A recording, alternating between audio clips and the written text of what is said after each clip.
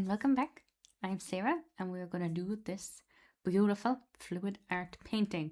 So let's get straight into it. So we're using a maroony pink color, dark pink color, and I've poured that on and I'm just spreading it around the canvas to create a beautiful even layer. And once we've done that, we're coming in with our colors. We're layering as usual, and the first color I'm popping on here is Payne's Grey. And I'm trying to pop that in the center. It is slightly askewed, but that is okay. Next then, I am coming in with some blue. Very beautiful, yes. And now I'm popping in more of the base color, just a little bit, because I want a little bit of separation between the blue and this beautiful metallic pink that I am popping on next. I'm coming back in here then with the Payne's Grey, just doing a bit more layering, and I'm using the palette knife to pop on the paint because I'm controlling the amount of paint that I'm putting on. I don't want too much to go in because this is a small enough canvas. It's only a 12 inch by 12 inch. So we'll keep an eye on the amount of paint that we're popping on just to make sure it's a small amount of paint and not too much. So we're continuing with our layers here, just the same colors that we've already popped on before. And in between each time I'm pouring the paints on, I'm deciding what colors should I come in with next. I'm not actually following a pattern here. I'm just choosing as I go what colors I might like to add next. One thing I am doing is layering in a lovely amount of the metallic pink. So we're just layering here, and we are using the base color in between some of the other colors because I just want that separation between them, so when we blow it out, hopefully we'll still see the different colors, but they won't merge into one muddy puddle.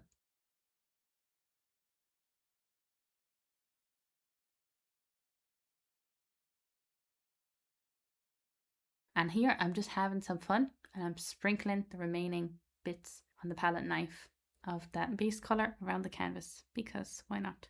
And then I'm doing the same thing here with the metallic pink. I'm just doing a little sprinkling around. There's no real reason. I was just having fun. It might be nice to get a little bit of those sprinkling colors out through when we blow it out. And next we are taking that base color and I am running it around the entirety of the canvas, making what would look like a lovely beautiful mess, but actually serves a very important function of providing enough paint that the puddle we've poured in the center will just flow out effortlessly, seamlessly across the canvas, because that's what we want. We don't want any of the puddle that we poured there to be really lost when we blow it out. We can do that after control, but we just want to make sure that we can get all the beautiful colors that we poured to come out beautifully. And here I am taking the palette knife of each of the different colors and I'm just dragging it from the outside of the puddle into the center. I'm not keeping the center of the puddle really here either. I'm just randomly bringing these zigzag lines, the squiggles, in whatever direction. This is a very free flowing kind of painting. Some of my absolute favorite to do. So doesn't have to be perfect. It's perfect in and of itself. And of course we are taking the hairdryer here and then I'm blowing it out in 4 different directions. See the metallic pink there absolutely popping out? Beautiful. And the blue, absolutely stunning. Very happy with it. Very vibrant, but also a bit mysterious. Yeah, so we're popping it onto our spinny thing where we will only be spinning this once. Haha. Rarely happens, but yes, very excited. So we're going to spin it out here and just watch the paint move so beautifully, gliding out. Beautiful. And this is it, just once. Beautiful. We still have the lovely richness of the base there popping through with the colors and the Payne's Grey not entirely being a dark intense black color, but the contrast is just so beautiful, isn't it? I am so happy with this one. So beautiful. Colors, beautiful combination. I wasn't expecting this, but sometimes the best things happen when you're not really expecting them or you're not planning.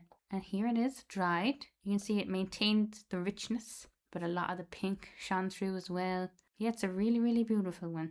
Really beautiful one. I'm glad that I used that dark pink maroony color as a base here. Very wonderful.